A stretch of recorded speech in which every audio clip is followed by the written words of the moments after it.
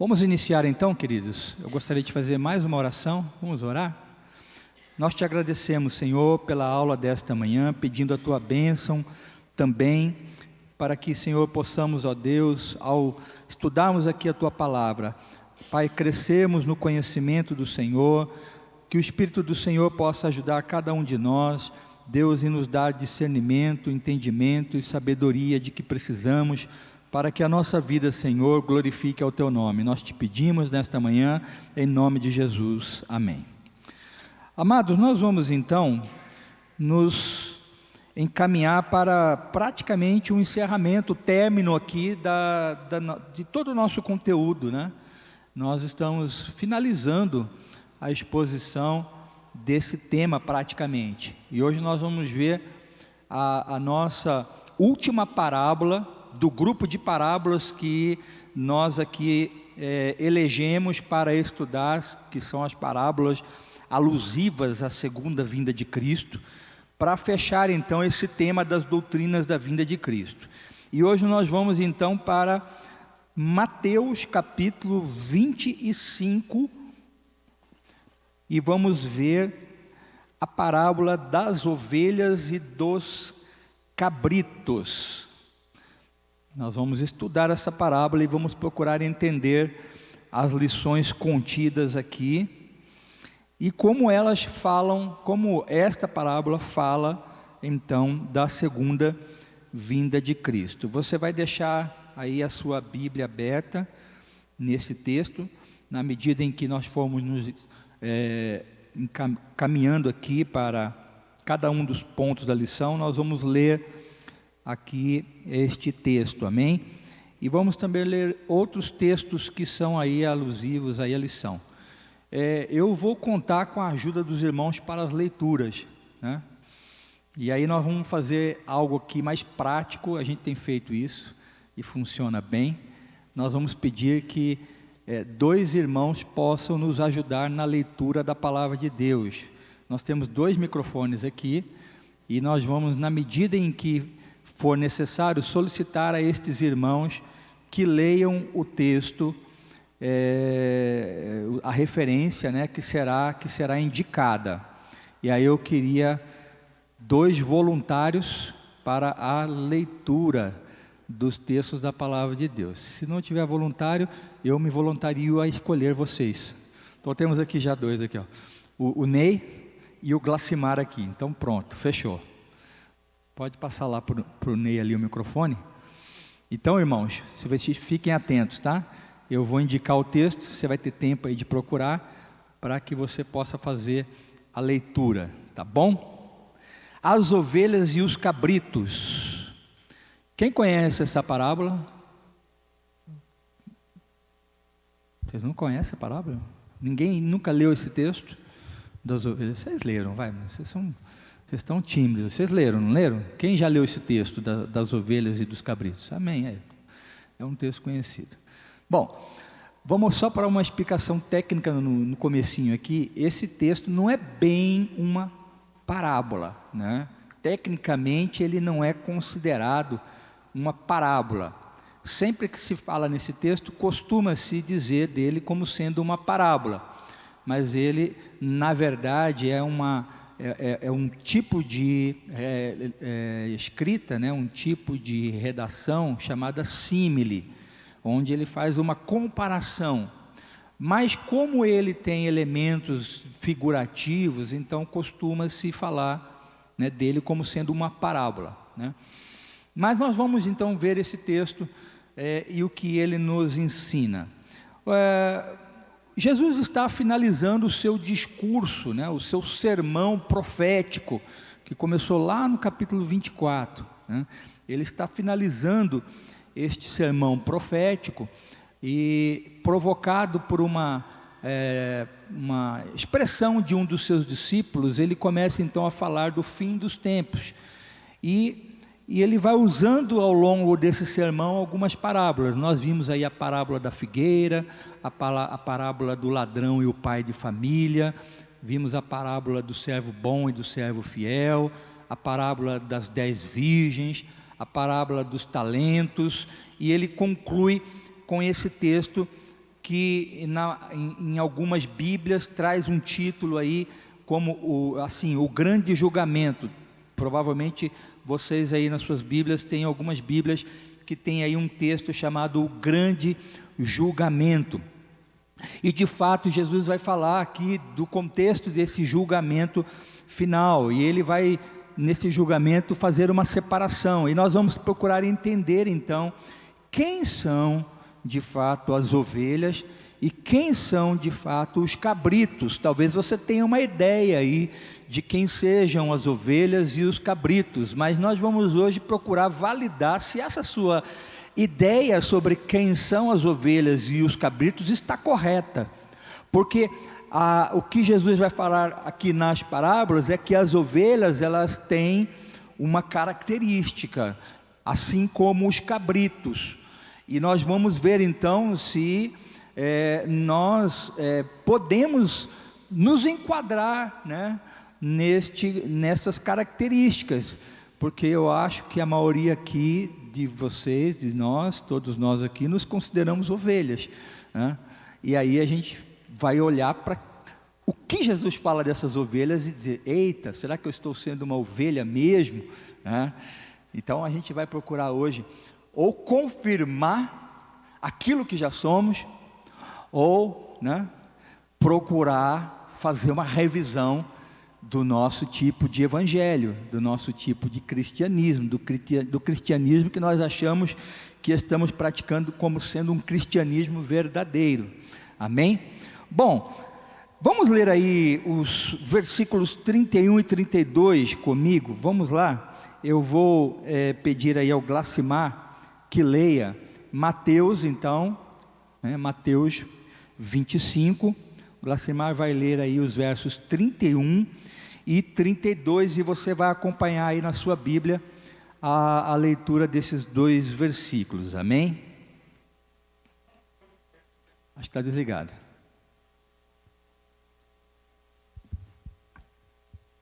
Quando, pois, vier o Filho do Homem na sua glória, e todos os anjos com ele, então se assentará no trono da sua glória, e diante dele serão reunidas todas as nações, e ele se separará uns dos outros, como o pastor separa as ovelhas dos cabritos. Amém. 31 e 32. Então Jesus começa a falar de alguém, e esse alguém ele chama de Filho do Homem. Quando o Filho do Homem vier, ele está falando de quem? Ele está falando de quem aqui? Do Filho do Homem. Ele está falando de quem? Dele mesmo? Parece, né? E é isso mesmo, Jesus está falando dele mesmo. Ele está usando uma expressão muito conhecida dos judeus: Filho do Homem. Então ele está falando assim, quando o Filho do Homem vier, parece que ele está falando de uma terceira pessoa, né? Não, mas ele está falando dele mesmo. E essa expressão Filho do Homem, ela tem um sentido, um significado. Eu não sei, você sabe o que quer dizer essa expressão? Quando Jesus fala Filho do Homem, você sabe o que quer dizer? Tem alguma noção do que isso possa ser? Aliás, deixa eu falar uma coisa, vocês podem e devem participar, tá? O Rony está com os microfones ali na leitura, mas ele vai levar o microfone para você aí, para você poder também falar, porque aí nós temos aí a possibilidade de gravar todas as participações, né? Eu queria ver aqui do nosso seleto auditório se nós temos um entendimento correto dessa expressão Filho do Homem, porque parece uma expressão fácil, né, de se entender, mas às vezes as pessoas confundem um pouco. O que é Filho do Homem? Alguém tem alguma noção do que seja essa expressão? Que significa Filho do Homem? Ninguém? Vocês não sabem? Ou não querem falar? Eu vou perguntar aqui para alguém que sabe, Leonardo, o que quer dizer Filho do Homem? Vou perguntar para o Leonardo, porque ele é um profundo estudante da Bíblia, conhecedor. O que quer dizer essa expressão Filho do Homem? Tem alguma opinião, meu caro? Tem uma passagem que Deus vai falar que Ele não é Deus não é homem para que minta, e nem filho do homem para que se arrependa. Aham. Né? Aí tem que se ver se esse filho do homem é o mesmo, primeiramente, do filho do homem a qual Jesus cita no Novo Testamento, né? Porque no Antigo Testamento a gente vai ver citando algumas vezes filho do homem como talvez filho de Adão, ou filho do homem, tratando da humanidade.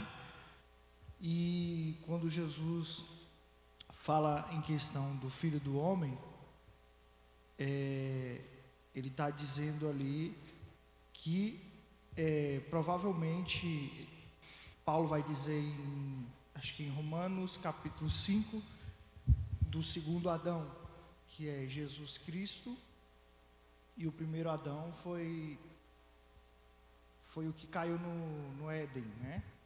E quando Jesus é batizado, Deus fala: eis aí o meu filho amado, a quem minha alma se compraz. Tipo, é esse aí o meu filho, este é o meu filho.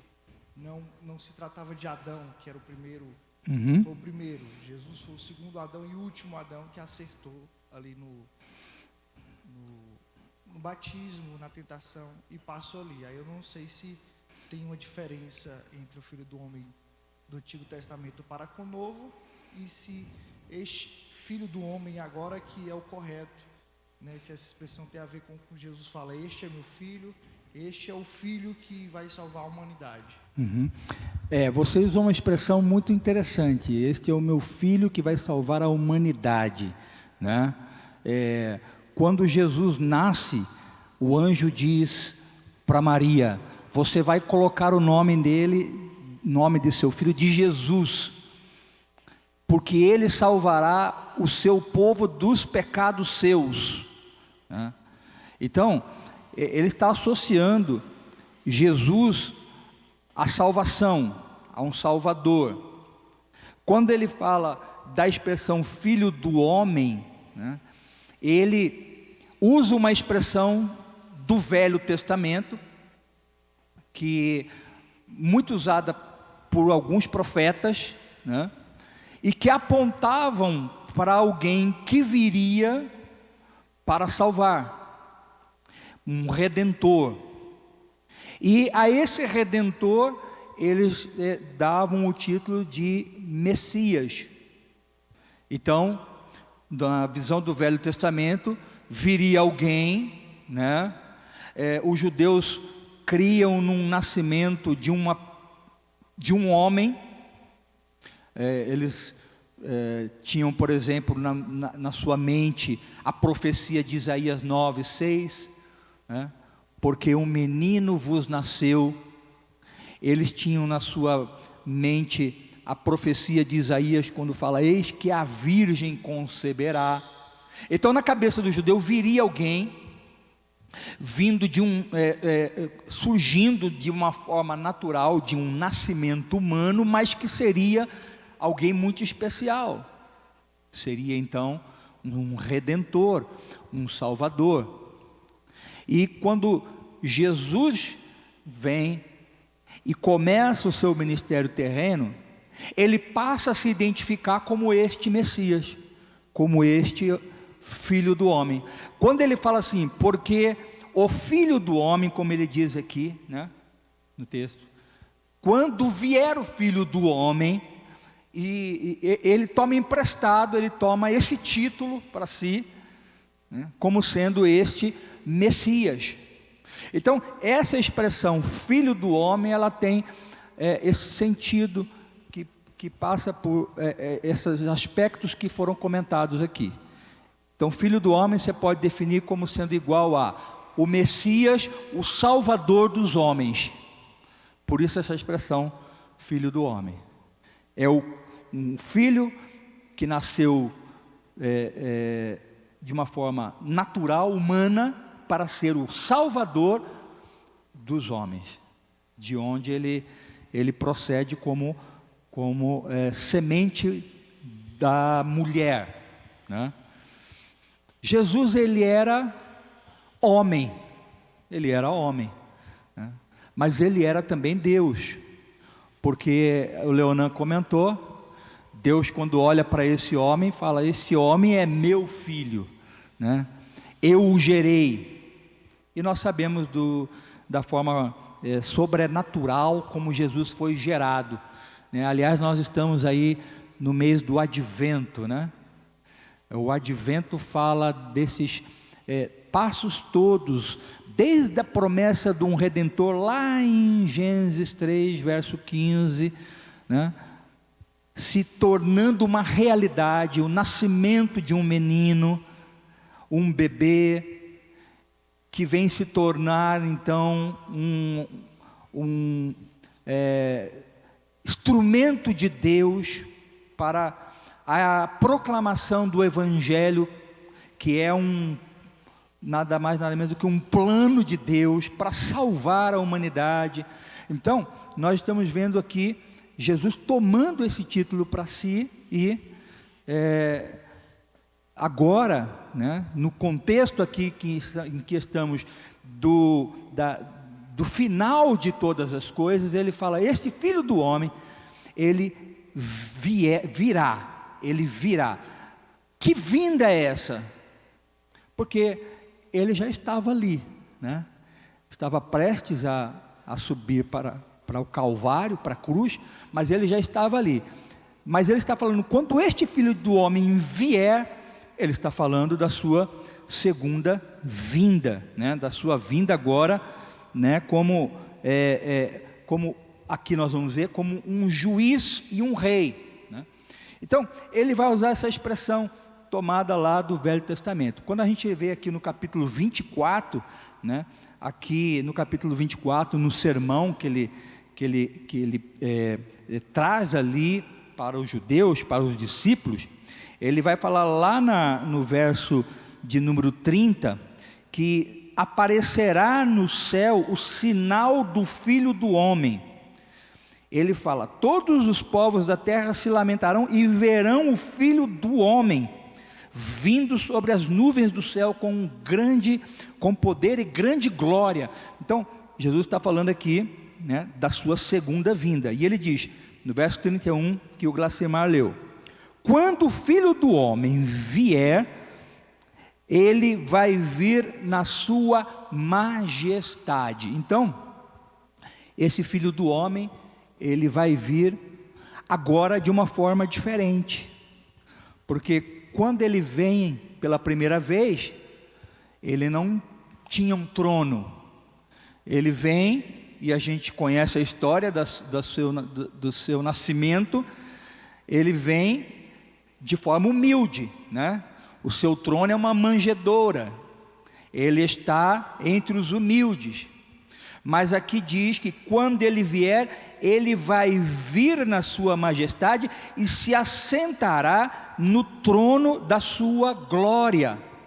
Então, o Filho do Homem, o Messias Salvador dos homens, ele virá, mas ele virá de uma forma diferente.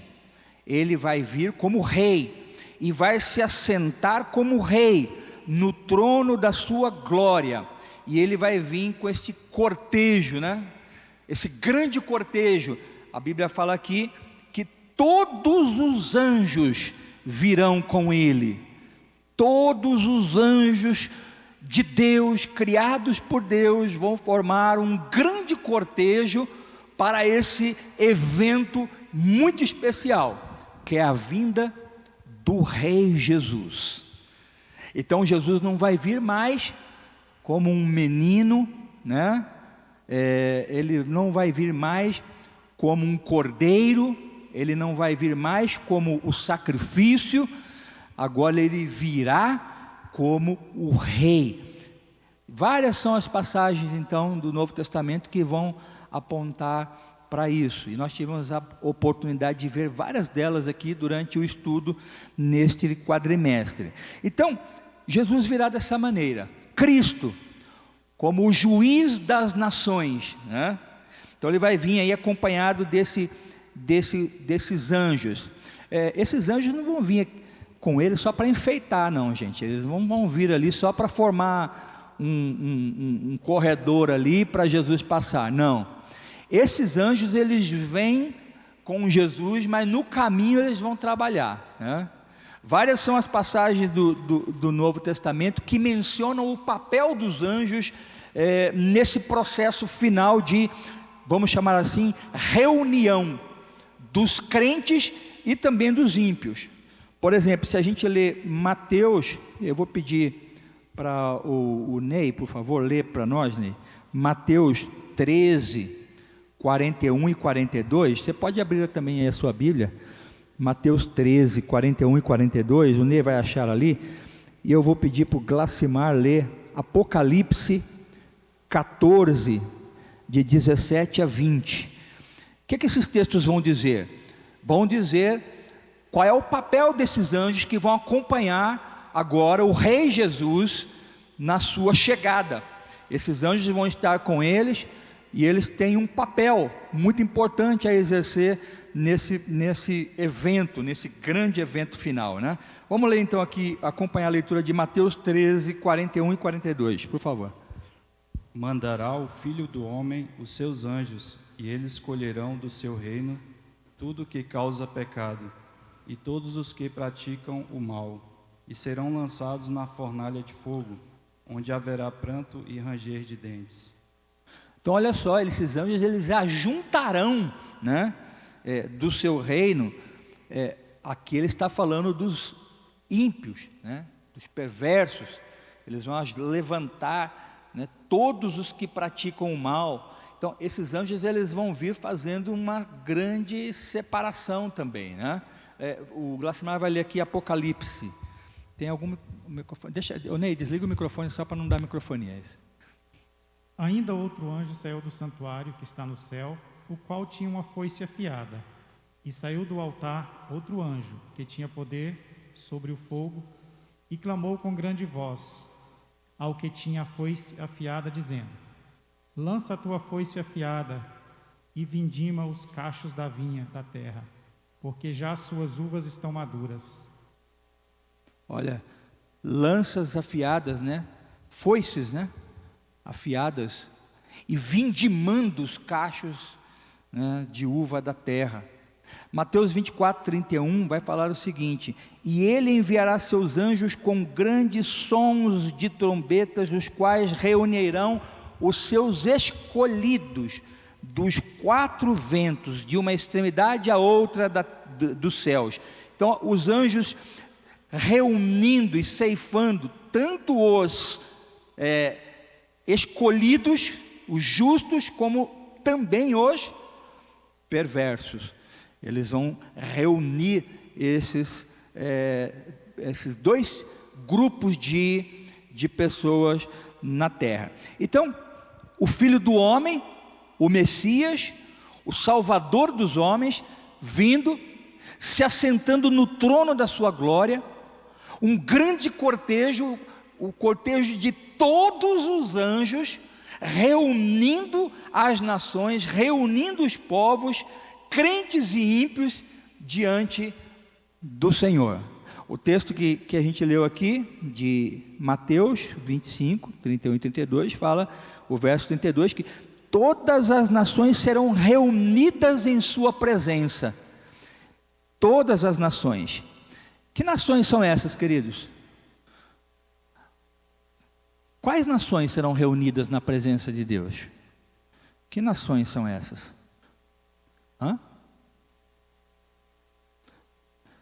São as nações que nós conhecemos?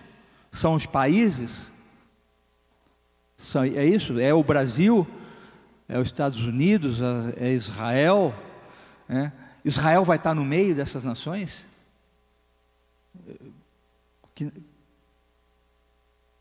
Para todos, né? Todas as nações, né? Todos os países, né?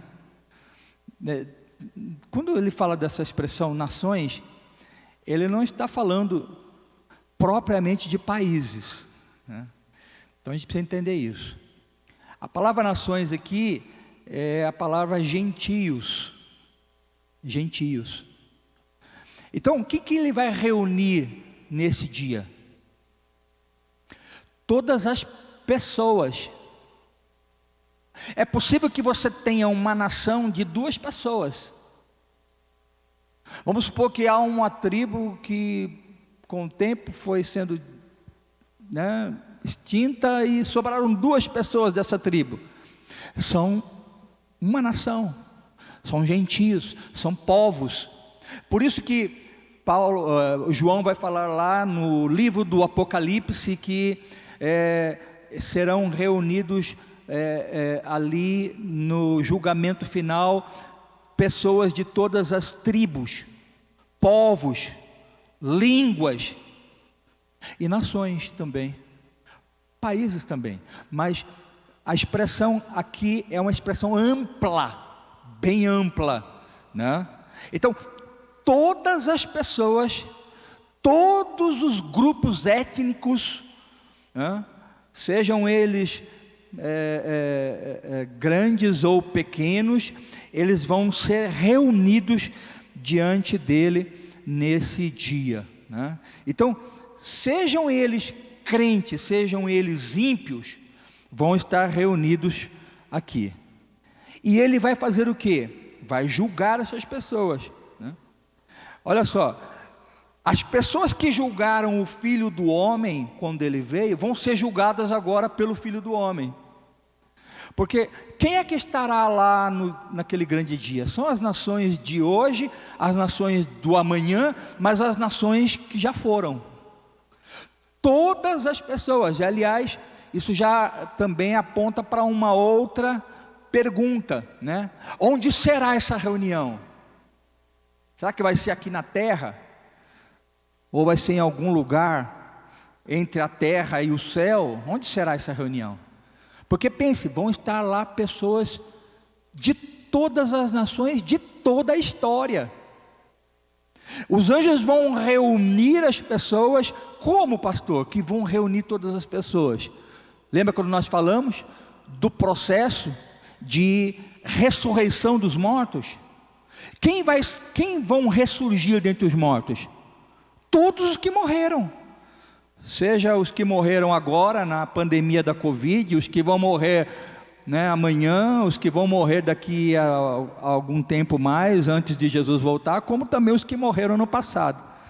Todos os que morreram desde a primeira família. Quem foi o primeiro que morreu na terra? Abel, né? Abel. Depois todos os que morreram vão o quê? Ressuscitar. Seus corpos serão ressuscitados. Então, sejam eles crentes, sejam eles ímpios, todos vão ressuscitar e todos vão comparecer perante esse Filho do Homem naquele dia. Muitos vão ficar surpresos, porque muitos serão aqueles que pregaram sobre ele no passado e vão vê-lo face a face. Muitos são aqueles que viveram com ele na época em que ele viveu aqui, e que o condenaram e que o mataram. Muitos vão vê-lo e falar assim: eita, é ele. Muitos dos que não o viram, mas creram neles, isso inclui eu e você, veremos o Filho do Homem e ele estará ali conosco. Ele vai julgar todos, vai julgar os simples, vai julgar os grandes, vai julgar os políticos, vai julgar os presidentes, vai julgar os traficantes, vai julgar os chefes desses grupos né, que falam aí de milícias, né? Vai julgar aí os líderes do PCC, vai julgar os jogadores de futebol, vão julgar os cantores, vão julgar aqueles que são cientistas, vai julgar os prêmios Nobéis de todos os tempos, vai julgar todo mundo, os imperadores de Roma, vai julgar os imperadores da Grécia, vai julgar todos, queridos, todos, e você vai ver de que maneira isso vai acontecer daqui a pouquinho. Então, vamos avançar? Então, você vai formando a cena aí na tua cabeça. Gente, presta atenção, não viaja não, hein? Não viaja não, tá? Esse é um momento propício para viajar, né? Cuidado que daqui a pouco você está aqui, daqui a pouco você está lá em Caldas Novas. Então, segura aí. Vai formando uma cena no teu mental, né? Aquele grande dia. A gente não sabe. Eu acredito que talvez seja num plano entre este céu, essa terra e esse céu, né? os crentes vão ser arrebatados para o encontro de Jesus nos ares. Talvez no percurso do céu para a terra. Lembra que eu falei, né? Quem estava aqui na aula, nós vimos o caminho, né? Vocês lembram do caminho que Jesus vai percorrer. Alguns creem que Jesus vai parar no meio do caminho e não vai vir para cá. Nós concluímos que Jesus vai vir para cá, mas vai ter um encontro antes nos ares, mas o caminho é vindo para cá, para a terra. É essa terra física aqui. Então talvez num plano entre o céu e a terra vá haver o julgamento. A gente não sabe como, mas pensa nessa cena. Jesus vem, se assenta num trono de glória, porque todas as vezes que a Bíblia, especialmente em Apocalipse, vai falar de trono, esse trono não está na terra. Você vai ler Apocalipse, aliás, é um propósito nosso estudarmos Apocalipse aqui, mas você vai ver que todas as vezes que Apocalipse, especialmente, cita trono, esse trono não está na terra, ele está no céu.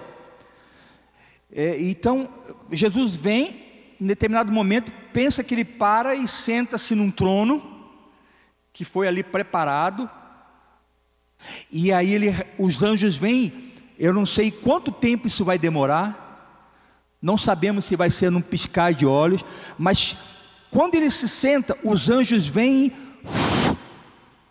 bota todo mundo enfileirado diante dele. Então pensa nessa cena, imensa, tremendo, aquele mar de gente, todos ali diante deles, ok?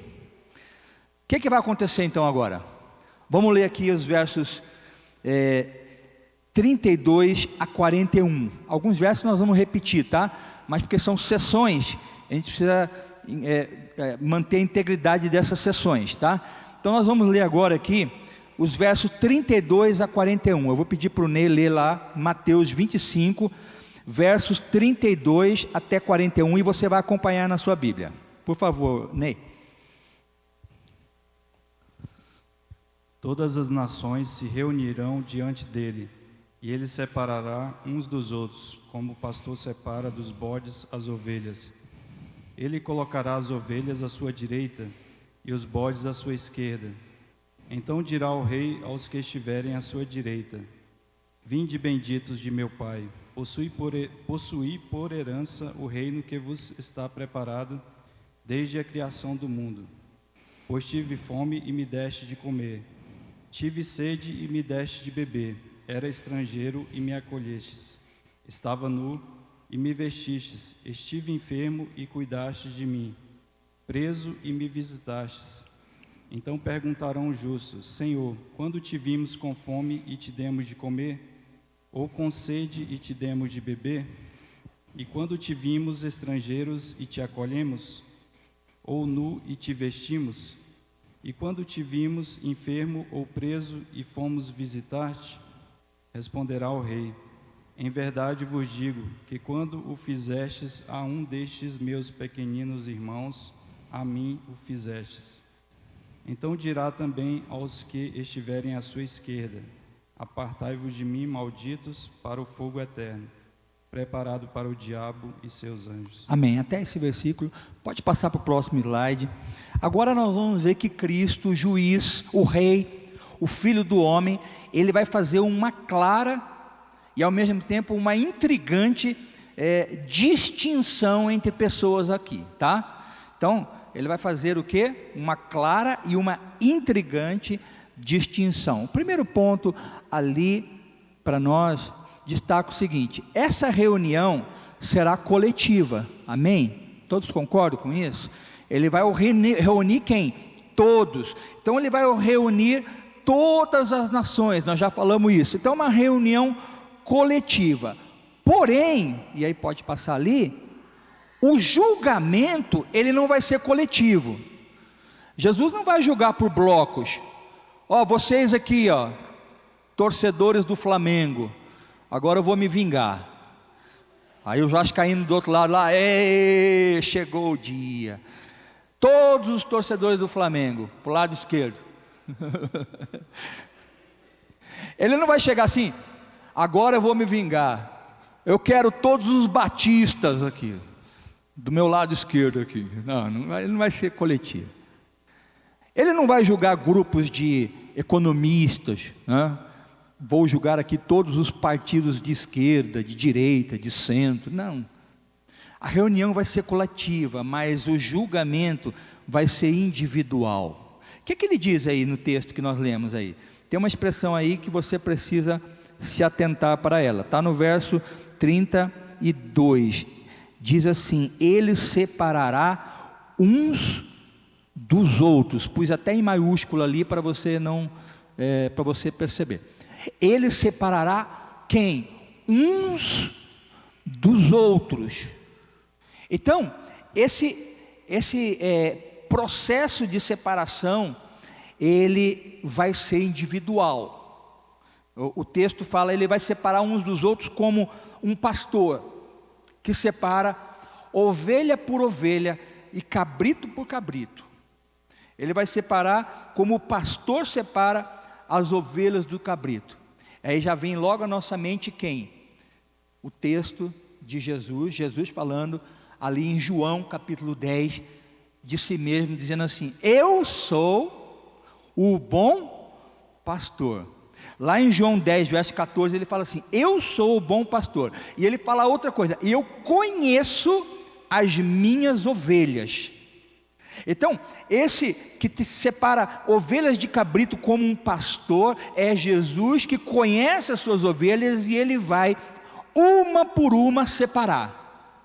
Essa separação será direta, ela será pessoal, será direta e pessoal. Ela vai chegar lá, e Jesus vai chegar ali pensa naquele mar de gente, ele vai chegar ali perto do Gabriel: Gabriel, vem cá. Ele vai chegar ali perto do pastor Raimundo: pastor Raimundo, vem cá. Márcia, vem cá. Ele conhece as suas ovelhas, então ele vai separar um por um, como o pastor separa ovelhas de cabritos. E essa separação vai resultar então, depois, numa distinção muito clara de dois grupos. Está ali? Pode colocar ali, por favor. Olha lá, essa separação vai resultar então numa clara distinção de dois grupos. Note aqui de novo a expressão, grupos, dois grupos. Nós já vimos essa história nas parábolas que nós já contamos antes. Lembra das parábolas das 10 virgens? Dois grupos, sensatos e insensatos. Lembra da parábola dos talentos? Quais eram os grupos ali? Os fiéis e os infiéis. E aqui haverão também, então, o quê? Dois grupos: ovelhas e cabritos. Então Jesus vem para fazer distinção, separação. Aliás, quando Jesus está falando lá em Mateus, salvo engano é capítulo 11, mais ou menos ali, eu não vou me lembrar agora de cor a passagem, está falando do evangelho, do discipulado, e ele vai falar o quê? Eu vim para fazer separação, distinção, vou separar pai de filho. Aqui o evangelho não é ele não é uma mensagem de união fraterna das pessoas, não. O evangelho é uma mensagem de distinção. Vai distinguir quem são as pessoas, o coração das pessoas. O evangelho não é uma mensagem de amor, de amor, mas não é aquele amor que a gente ouve por aí, não. Deus ama a todos. Será? A mensagem do evangelho é uma mensagem de distinção, de separação, queridos. Ele vem para separar, a separação já começa dentro do nosso coração. Separar a luz de trevas. Ele vem separar dentro de nós ídolos, pecados. Ele vem separar-nos do mundo. Então a mensagem do evangelho é de uma distinção, E aqui ele vai novamente distinguir dois grupos bem claros: ovelhas e cabritos, fiéis e infiéis, sensatos e insensatos. Então vai formando aí a cena no seu mental. O que está acontecendo? Juiz, filho do homem, trono, anjos, reunião, e agora ele começa: você vem aqui, você para lá, você para cá, Você para lá. Quem levantou a mão aqui? Leonan. Passa ali o microfone rapidinho para o Leonan. E o Douglas já vai passar para o próximo slide ali, para a gente avançar ali. Nós vamos ver os dois grupos então, mas diga. Fazendo observação aí, nessa parte aí que o senhor falou, que Deus ama a todos, temos em vista esse amor, né, que Deus ama a todos, ainda mais no Brasil, que temos uma expressão muito famosa de falar, não, Deus é Pai, né? Sim. Esquenta não que Deus é Pai, mas a pergunta que eu faço para o senhor, será que Deus é Pai de todos? Eu acredito que Deus pode amar todos como criaturas, são criaturas de Deus, né? Mas eu faço essa pergunta para o senhor, se todos são filhos de Deus, para com que Ele possa amar todos como filhos. Essa é uma mensagem que se diz aí, e está dentro daquilo que eu estava tentando aqui dar ênfase, né? Evangelho não é uma mensagem de inclusão, é uma mensagem de separação, né? Eu achei o texto aqui, está em Mateus 10, né? Pensa você, Jesus pregando o Evangelho, e nós agora pregando esse mesmo Evangelho. Jesus vem e fala assim: olha, não pensem que eu vim trazer paz à terra, amor. Deus ama a todos, viu? Deus é paz, Deus é Pai. Fica tranquilo, meu irmão, Deus é Pai. Quando se expressa isso, quer dizer, Deus vai cobrir suas falhas. Deus vai fazer vista grossa para o seu caráter, para o seu caráter repreensível. Deus vai fazer vista grossa para os seus, né, para os seus pecados, para as suas falhas de caráter, né? Deus é Pai, meu irmão, fica tranquilo, no fim vai dar tudo certo. Jesus fala: eu não vim trazer paz à terra, não, eu vim trazer espada. Espada é um instrumento de quê? De separação. Ele vem fazer cirurgia, né? E ele fala assim: vim causar divisão entre o homem e seu pai, entre a filha e sua mãe, entre a mãe e a nora, aliás, entre a nora e a sogra. Os inimigos de uma pessoa serão os da própria casa, né? Quem amar o seu pai e a sua mãe mais do que a mim não é digno de mim. Quem ama o filho ou a filha mais do que a mim não é digno de mim. Quem não toma a sua cruz não vem após mim, não me segue, não é digno de mim. Quem acha a sua vida, perdê-la-á, mas quem perder a sua vida, a achará. Então, o Evangelho é uma mensagem de distinção, de separação, né? Claro, você não vai sair maltratando, daqui maltratando o teu marido, tua esposa, teu filho, tua filha, não, você vai sair amando, mas saiba que quando Jesus vier, Ele não vai tratar com o seu grupo familiar, com o seu grupo de amigos, com a sua panelinha lá na igreja, não, Ele vai trazer, Ele vai fazer uma separação individual, Ele vai fazer uma separação muito direta e pessoal.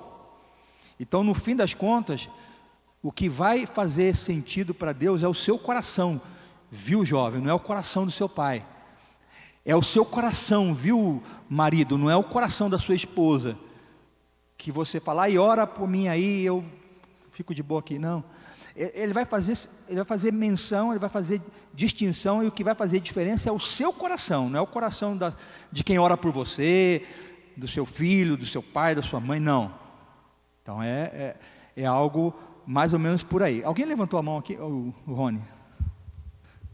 E o mais interessante, eu creio que o pastor vai falar, né? Qual é o critério desse julgamento? Porque todo julgamento tem um critério, né? Vamos falar do critério, então vamos lá, vamos avançar. Então, Jesus fará uma clara distinção entre dois grupos. Quais são os dois grupos? Está ali, ó. Cabrito de um lado e ovelha de outro lado. Simples assim, né? Esses dois grupos. Vamos lá então falar um pouco desses dois grupos. Ele porá, no verso 33 que foi lido aí, ovelhas, né, à sua direita e os cabritos à sua esquerda. Então, de um lado, pensa agora na cena agora. A cena andou. Vocês estão na cena, gente? Quem está na cena aí? Tá, ok. Como é que está a cena agora? Estava todo mundo ali, né, junto. De repente, começa a haver um movimento de separação, os anjos vão passando, Jesus vai passando com os anjos e vai separando. Daqui a pouco você olha assim, já não tem mais aquele grupão, você olha dois. Você está ali e dois grupos. Ou você está de um lado ou você está do outro. E aí pensa, se você está de um lado, você já deve estar tremendo, e já deve estar, né? Eu não vou falar aqui que fica, né? Mas você já deve estar ali todo... Meu Deus, o que eu estou fazendo desse lado aqui? Você olha de um lado, que você vê ali o chefe do PCC, você vê lá o Fernandinho Beiramar, né? Aí você pensa, estou do lado errado. Calma lá, pode ser que ele tenha se convertido, e você está do lado certo. Não faça julgamento prévio, por favor, né? Mas você está lá num lado, você já começa a ter... que eu estou desse lado aqui, né? Então vamos lá. Pois lá de um lado, as ovelhas e os cabritos. Quem são as ovelhas? Ao longo desse texto aí que o Ney leu, foram aparecendo algumas expressões. Então, por exemplo, ali, quando Jesus vai falar com os que vão para o lado esquerdo, ele usa a expressão malditos, né? Então, de um lado estão pessoas malditas, condenados, e do outro lado estão pessoas justas, salvas, né? São as ovelhas. Benditos, ele fala benditos, então estão de um lado benditos do Pai, justos, salvos. Então esses são os dois grupos aqui, né? Distintos. E o que vai acontecer então com esses dois grupos? Vamos primeiro ver o grupo da direita, tá bom? Então o próximo slide vai falar que o grupo da direita, o das ovelhas, o grupo dos justos, estes vão ser recebidos pelo rei. E aí nós vamos ler Mateus, vou pedir para o Glacimar ler de novo ali o texto de Mateus 25, ele vai ler uma seção que inclui alguns versículos que já foram lidos, mas nós vamos ler de novo aquela seção lá, Mateus 25, 34 a 40, que é o momento em que aquele grupo da direita, que já está ali definido quem são, Jesus vai se dirigir a eles, o rei vai se dirigir a eles. E aí nós vamos ver o que vai acontecer na fala, então, nesse momento aqui, daquela cena que nós estamos vendo aqui, né, no nosso cenário mental aqui. Por favor, então, Glacimar, versos 34 a 40. Então dirá o rei aos que estiverem à sua direita: Vinde, benditos de meu Pai, possui por herança o reino que vos está preparado desde a fundação do mundo. Porque tive fome e me destes de comer, tive sede e me destes de beber, era forasteiro e me acolheste, estava nu e me vestiste, adoeci e me visitastes, estava na prisão, fostes me ver. Então os justos lhe perguntarão: Senhor, quando te vimos com fome e te demos de comer, ou com sede e te demos de beber? Quando te vemos forasteiro e te acolhemos, ou nu e te vestimos? Quando te vimos enfermo ou na prisão e fomos visitar-te? Responder-lhes ao rei: Em verdade vos digo, sempre que fizestes a um destes meus irmãos, mesmo dos mais pequeninos, a mim o fizestes. Amém. Então presta atenção, o primeiro ponto desse slide vai dizer o seguinte: aqueles que estão do lado direito vão ser convidados pelo rei, eles são convidados para uma herança. Vinde, benditos do meu Pai, venham herdar o reino que está preparado para vocês desde a fundação do mundo. Aquele grupo lá da direita ouve essa notícia fantástica: benditos do meu Pai, venham agora. Eu não sei se nesse momento eles se levantam, eu não sei se nesse momento eles são encaminhados para uma porta dentro ali daquele cenário que vai conduzi-los a um ambiente de festa, de celebração.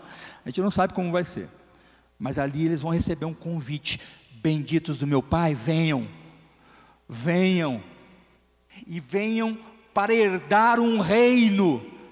Vocês vão ficar surpresos quando vocês verem o que vocês vão ter agora diante de vocês. Então eles vão ser convidados, né, para essa herança, né? Agora, qual que é o motivo? Pode passar o segundo ponto. Qual que é o motivo dessa bem-aventurança? Qual que é o motivo, a razão dessa premiação, né, para aqueles lá que estão ali à direita?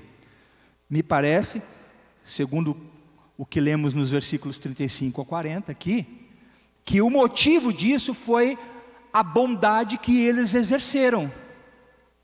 E qual foi essa bondade que eles exerceram? O que é que vocês acham? Que tipo de bondade eles exerceram? Não coloca ainda não lá? Isso. Que tipo de bondade eles exerceram? Quem quer dar uma opinião? Dentro do que foi lido aí. Pode falar. Esse texto, ele consegue sintetizar o que Cristo falou, né? Cristo falou, se pudéssemos resumir os 10 mandamentos, e Cristo traduz da seguinte forma: amarás a Deus sobre todas as coisas e ao próximo como a ti mesmo. Diz Martinho Lutero que toda vez que você comete um erro, comete um pecado, é porque você já desobedeceu o primeiro. Você já não está amando mais Deus sobre todas as coisas. Tudo, você pode ver, qualquer tipo de raiz pecaminosa, se você puxar, você vai ver que ele parou de adorar a Deus e começou a adorar algo, alguém, coração, alguma coisa, e ele desobedeceu primeiro a Deus. Primeiro ele parou de adorar a Deus, para depois ele começar a sequência de erros. Que tipo de bondade eles exerceram? Alguém falou aqui alguma coisa? Amor ao próximo. Mas que amor é esse, gente? Como é que foi esse amor? O que eles fizeram?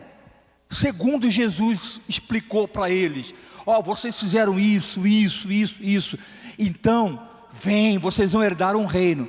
Que tipo de bondade eles exerceram? Coloca aí, Douglas, por favor. Mais um. O que está escrito ali? Vocês conseguem enxergar? Atos de socorro e misericórdia. Gente, que tipo de bondade eles exerceram para receber aquela premiação? Atitudes de socorro e misericórdia. Está começando a se formar qual é a característica desse grupo chamado ovelhas. Então nós já sabemos que ovelhas são benditos do Pai, mas por quê? Porque exerceram atos de socorro e misericórdia. E a pergunta que se faz logo em seguida é: a quem eles fizeram esse bem? A quem eles fizeram esses atos de socorro e misericórdia? Por favor, alguém aqui me diga, por favor, a quem eles fizeram isso? Aos pequeninos, de quê? O que o texto fala? Aos pequeninos o quê? Por favor, gente. O que o texto está falando aí? Pequeninos irmãos. Pequeninos irmãos. Presta atenção nessa expressão, gente. Pequeninos irmãos. Esse é um termo muito característico usado por Mateus. Só Mateus usa esse texto. Aliás, essa parábola está só em Mateus. Mateus usa esta expressão de forma muito característica. Alguém levantou a mão? Vamos chegar lá. Pequeninos irmãos. Mateus vai usar esse texto aqui não só uma vez. Talvez nós não tenhamos tempo de ler todos, mas lá em Mateus capítulo 18, especialmente no capítulo 18, ele usa essa expressão muitas vezes. E essa expressão ele usa para designar discípulos de Cristo. Ei, pastor, onde você quer chegar? Talvez aí onde você está imaginando. Essa expressão Mateus usa para indicar discípulos de Cristo. Jesus, eu falo Mateus, mas quem fala é Jesus. Mateus escreveu. Jesus usa essa expressão recorrentemente no livro de Mateus para designar discípulos de Cristo. Então, uma verdade aqui que eu preciso que você entenda. Lembra o cenário?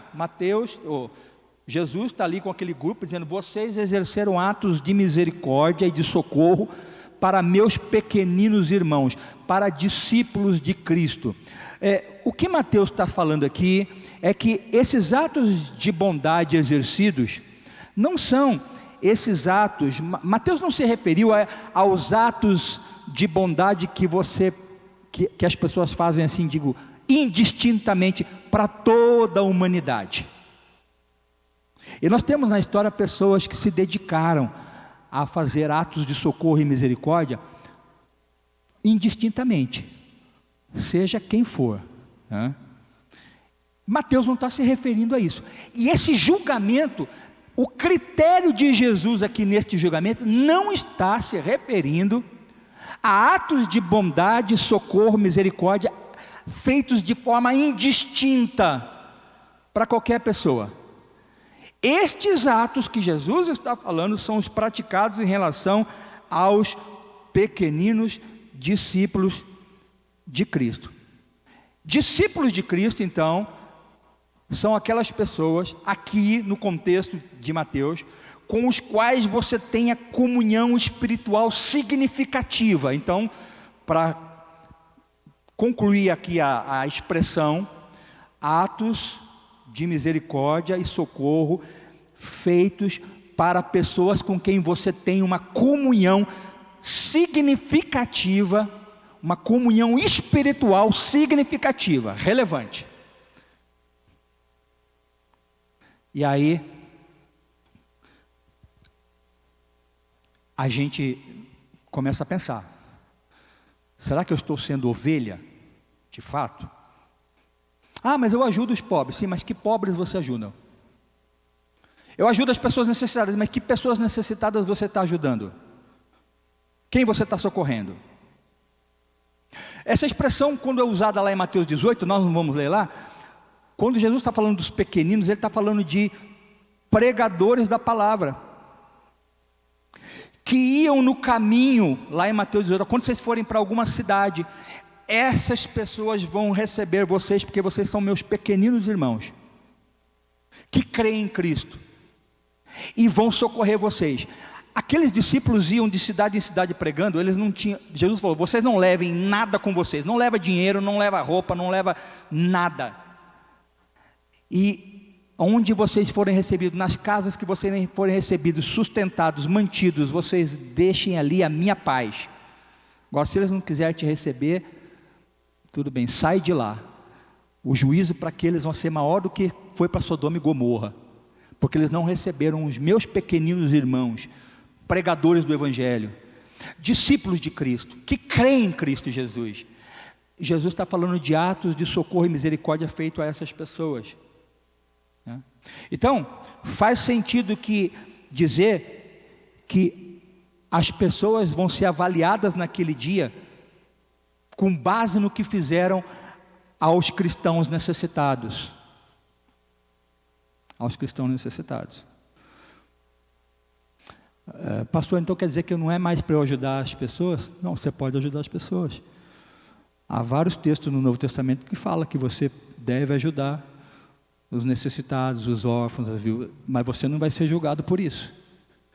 Você vai ser julgado pelo que você está fazendo nesse dia aqui. Lembre-se, Jesus está falando de um cenário não hipotético, ele está falando de um cenário não teórico, ele está falando de um cenário real da vinda de Cristo que vai acontecer lá naquele dia, né?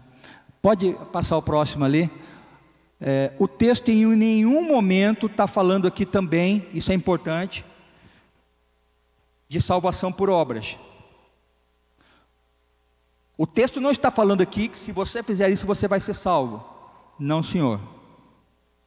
Toda doutrina ela deve ser vista à luz da Bíblia como um todo. A doutrina da salvação não pode ser vista com base num versículo apenas, né? Então a doutrina da salvação ela vai deixar muito claro para nós que a salvação ela é pela fé, e as obras são decorrentes dessa salvação, amém? Por favor, não entenda errado, as obras são decorrentes da salvação. Então nós fomos justificados não por obras, amém? Nós fomos justificados para as obras. Então todo o que é salvo ele vai praticar boas obras. Deixa eu falar uma coisa para você, provavelmente aquelas ovelhas praticaram, provavelmente não, com toda certeza, aquelas ovelhas do lado direito de Jesus, praticaram atos de bondade e misericórdia para pequeninos irmãos de Cristo, para discípulos de Cristo, porque elas eram salvas, com certeza, eram salvas. Se você é um salvo, você está praticando de forma consistente, de forma regular, de forma frequente na sua vida, atos de misericórdia e bondade para com os crentes necessitados.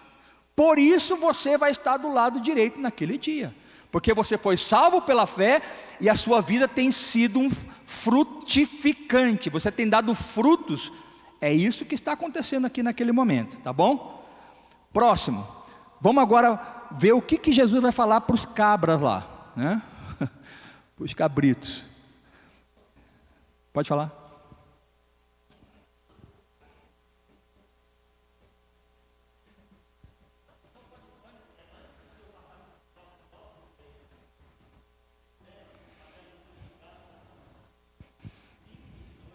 Gálatas 5:22.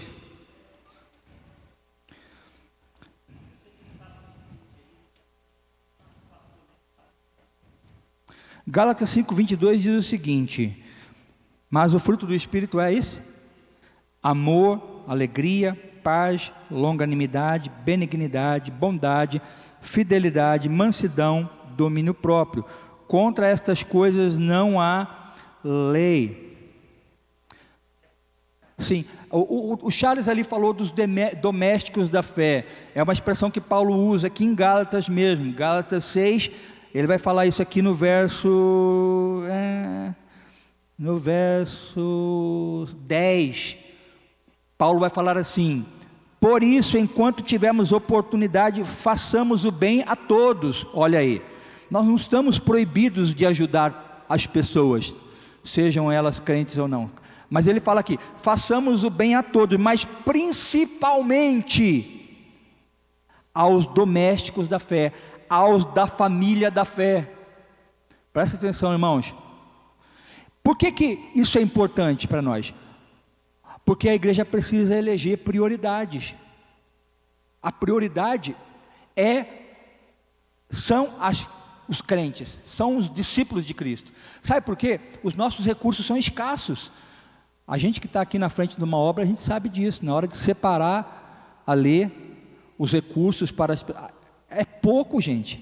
É pouco. Por mais apelo que a gente falta, na hora de distribuir cesta básica aqui, os irmãos não sabem a dor no coração que é, porque tem família da igreja precisando, mas tem outros precisando, e eu tenho que segurar, não dá para outros, para poder dar para os crentes. Então os recursos são poucos. Quem que eu vou ajudar? Eu tenho que ajudar primeiro os da família da fé, os que estão necessitados na igreja. Eu tenho que ajudar quem? Missionários que são crentes e estão pregando o evangelho. Eu não vou mandar o meu dinheiro, o dinheiro da igreja, o meu dinheiro pessoal para ajudar, né, uma casa de idosos não cristã, não evangélica, e deixar de dar para uma outra que eu sei que e está precisando. Eu tenho que priorizar quem? Isso é egoísmo? É corporativismo? Não, isso é bíblico. Isso é que é importante a gente saber. Os recursos são poucos.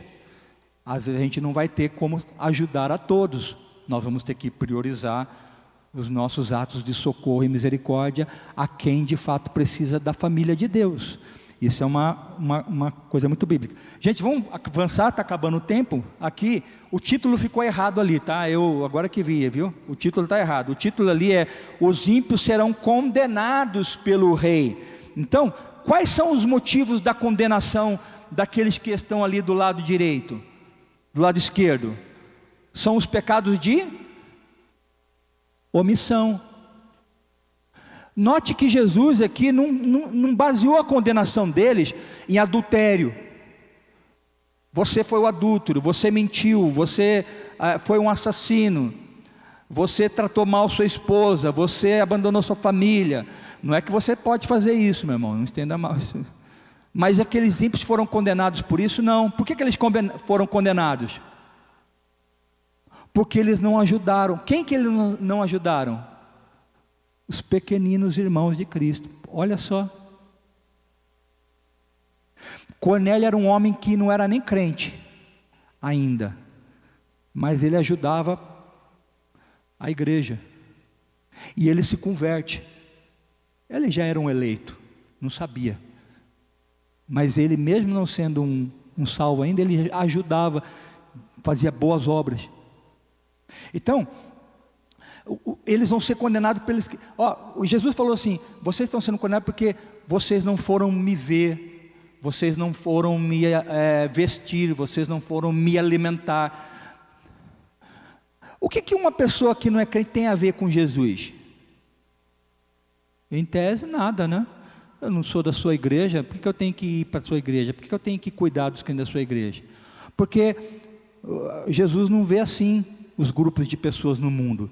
Jesus vê dois grupos de pessoas no mundo: rebeldes contra Ele e pessoas que estão amando a Ele. Quando a gente lê o Salmo de número 2, eu vou abrir aqui rapidamente, você não precisa abrir aí. O que ele fala aqui? Ele fala assim: por que se enfurecem as nações, os povos imaginam coisas vãs? Ele fala assim: os reis se levantam e conspiram contra o Senhor, o seu ungido, dizendo: vamos romper os seus laços, vamos sacudir de nós as suas algemas. Quer dizer, um mundo em rebelião contra Cristo. Jesus está olhando para a terra e vendo que há dois grupos de pessoas: pessoas em rebelião contra Deus e pessoas que estão amando a Deus. Que grupo você está? Não existe, eu sou um ateu, eu não sou. Não, você é um rebelde contra Cristo. Não, eu tenho a minha crença aqui no santo tal. Não, você é um rebelde contra Cristo. E esses rebeldes contra Cristo foram rebeldes contra a igreja, contra os crentes. Viram os crentes e fecharam seus corações para com os crentes. Você tem um chefe lá no seu trabalho que olhou para você e disse: eu não vou promover esse cara porque ele é um crente, não vou ajudar esse cara porque esse cara é um crente, eu vou prejudicar ele. Vão estar desse lado lá. Opa, o que houve ali? Vão estar do lado dos cabritos lá. Entendeu? São esses dois grupos no final, meu irmão. Então, Jesus não baseia a condenação daqueles lá em qualquer ato pecaminoso deles, idolatria. Não, você foi um idólatra. Não, você foi um adúltero. Não, ele só enumera os pecados de omissão. Vocês não fizeram isso, vocês não fizeram isso, vocês não fizeram isso. E eles vão ficar surpresos: mas quando que nós não fizemos isso, Jesus? Quando você viu lá o meu irmão, o seu vizinho lá que é crente lá, precisando de ajuda lá, para consertar lá o cano que estourou, e você falou assim: ele que se vire. É isso aí que você vai. É por causa disso. Quando você viu lá um cara no seu trabalho lá que era crente, eu quero mais é que ele seja mandado embora. É por causa disso que está sendo. Não é porque você foi, porque se você tivesse, se arrependido dos seus pecados, tudo, eu perdoaria os seus pecados e você seria salvo, não é? Mas você foi um rebelde contra Cristo, amém? Então vamos lá, passando ali, gente, rapidamente, o que mais? A evidência de uma vida que está ou não em Cristo, queridos. E aí olhe para a sua vida, por favor. A evidência de uma vida que está ou não em Cristo é a presença ou a ausência dessas boas obras. Terceiro ponto: a falta de frutos de obras como essas aqui que Jesus falou na sua vida pode ser um fator determinante da ausência de uma fé salvadora. E aí eu pergunto para você: você é salvo mesmo, meu irmão? Você está em Cristo mesmo? O que é que você tem feito para a igreja? Por isso, queridos, que a gente canta menos de mim, mais dele. Por isso que a nossa vida aqui é para gastar em favor dos irmãos. Por isso que o evangelho é isso, meus irmãos. E se você não se doa por alguém, se você não é arrimo, suporte de uma família cristã, de um crente, você talvez tenha que avaliar a sua salvação. Se a sua salvação te move só a vir aqui para uma igreja, a sentir-se bem num culto, a uma igreja que lhe acolhe, você fica bem, confortável, ora por você, e se limita só a isso, você precisa rever a sua salvação. Salvação, estar em Cristo, queridos, é perder a vida. Jesus falou, aquele que achar a sua vida vai perder, agora aquele que perder a sua vida, esse vai achar. Paulo fala assim, eu trago no meu corpo as marcas de Cristo. Paulo se deu em favor do Evangelho, em favor das pessoas. Pelas pessoas, ele se deu, ele se doou. E com isso, marcas ficaram nele. Ele foi perseguido, foi apedrejado. Você tem que tirar sua camisa aí, olhar no espelho e ver quantas chicotadas estão quantas marcas de chicote estão nas tuas costas aí, querido. Por você ser um crente fiel. Porque quem for uma ovelha de verdade vai sofrer perseguição. Mas você está fazendo isso por um propósito, você está dando a vida por alguém, pela igreja. Queridos, nós precisamos rever o nosso Evangelho. A nossa negligência vai provar que nós não criamos no Filho do Homem, como diz Hebreus 2:13. Fala, a negligência prova que tais pessoas não criam no Filho do Homem. Se nós somos negligentes em fazer o que Jesus fala aqui, é porque talvez nós não cremos no Filho do Homem. Nós cremos numa ideia que foi falada e que me fez bem, mas não criei realmente no Evangelho. Próximo slide para a gente acabar. Os justos serão recebidos pelo rei e os ímpios serão condenados pelo rei. Nós vamos ver que os cabritos, pode clicar aí, vão ser lançados no fogo eterno junto com o diabo e os seus anjos. Pode clicar mais um, e vão sofrer um castigo eterno, enquanto que as ovelhas, elas vão herdar o reino, vão gozar a vida eterna. Note que tanto o tormento quanto a vida serão eternos, porque tem uma doutrina que fala que quando você for para o inferno, tudo acaba. É a doutrina nós estudamos aqui, aliás, se eu não me engano, numa das aulas, né? Acho que foi quando nós falamos de imortalidade da alma, ou logo depois, né? Que fala que é a doutrina da extinção da alma, extincionismo da alma. Você foi para o inferno, chega uma, acabou, você some, nunca mais, você deixa de existir.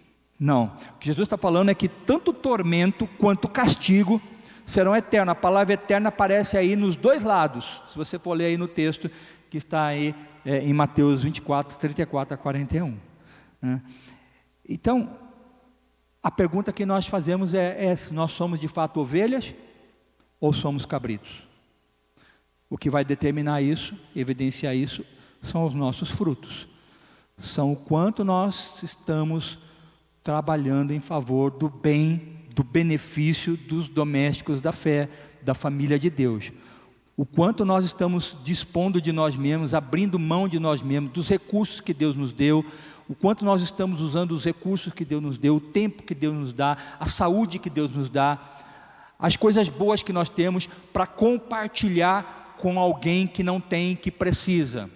O quanto do uso que nós temos feito do carro que Deus nos deu em prol de ajudar uma família. Alguém fala assim, pastor, o senhor pode me ajudar a levar um fogão lá na casa do irmão? Ajuda, meu irmão, vamos botar o seu fogão aqui no meu Honda Fit e tudo vai dar certo. Por quê? Porque não é meu, eu tenho que ajudar o meu irmão. Então quanto de Deus, quanto de você está doando para a obra de Deus, para o povo de Deus? É isso que vai evidenciar se você de fato é uma ovelha ou um cabrito. Não é só se você é crente, se você é evangélico, se você vai numa igreja, não. Muitas pessoas vão ficar surpresas naquele dia, ao ver do lado esquerdo pessoas que eram crentes, frequentadores de igreja, mas não eram crentes em Cristo Jesus, não estavam em Cristo Jesus. Né? Alguma pergunta? Vocês estão chocados? Eu também fiquei chocado. Quando eu... Hã? Próximo slide. A gente encerra a lição de hoje, o estudo desse quadrimestre, com uma frase aí para a nossa reflexão, uma frase do pastor John Charles Wiley, escritor de diversos livros muito bom. Ele diz assim: tão certo quanto Deus é eterno, também o céu é um dia interminável sem noite, e o inferno é uma noite interminável sem dia. E são esses os únicos caminhos que existirão para nós naquele grande dia: ou o céu ou o inferno. Céu, um dia interminável sem noite; inferno, uma noite interminável sem dia. Que Deus nos ajude, queridos, a não sermos surpreendidos naquele dia. Que Deus nos ajude. Reveja o seu tipo de evangelho. Se você realmente é uma ovelha que está a serviço de alguém. Irmão, presta atenção aqui. Ovelha só tinha finalidade para dar a sua lã, para dar a sua carne para o seu dono. Cabrito, o que vai fazer com cabrito? Ovelha não. Ovelha tinha... Se é uma ovelha, você tem que estar dando sua lã. Nasceu lã, essa lã tem que ter uma finalidade: a sua carne. Você tem que dar de si, querido. Ovelha nasceu para ser sacrificada. O sacrifício que era ovelha. Jesus era o quê? Ovelha. Um cordeirinho. Para ser sacrificado. Para morrer. Você está morrendo pelo quê? Você está dando a sua vida pelo quê? Qual é o propósito da sua vida? Então, pensa nisso. E peça a Deus que lhe ajude a ser um crente fiel. Amém? Pai, te agradecemos por estarmos aqui na tua casa. Obrigado, Deus, porque o Senhor preparou tudo aquilo que tínhamos que ouvir nessa manhã. Obrigado pelo teu servo, pastor Marcelo, que está à frente da escola dominical, e a cada um dos professores que ministraram nas salas, Pai. Obrigado porque o Senhor sempre tem falado aos nossos corações. Ajuda-nos, Pai, durante o dia da nossa vida também, durante a semana, a realmente termos frutos de misericórdia com os irmãos e também com aquelas pessoas que necessitam, Pai. Em nome de Jesus te agradeço por essa manhã. Em nome de Jesus, amém.